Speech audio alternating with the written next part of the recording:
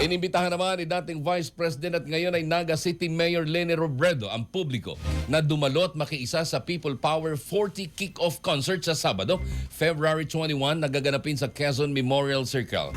Sa kanyang Facebook post, ibinahagi ni Robredo ang event na inorganisa ng Mayors for Good Governance at Kaya Natin na may temang awit at aksyon kontra korupsyon.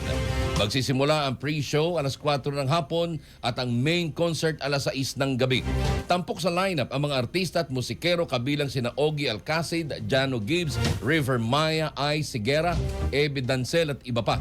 Kasama ang mga komedyanteng sina Alex Calleja at Red Olero. Ayon sa mga organizer, layunin ng konserto na buhayin ang diwa ng People Power at hikayatin ng mga Pilipino, lalo ng kabataan na magkaisa para sa transparency at mabuting pamamahala. Abante Pilipinas.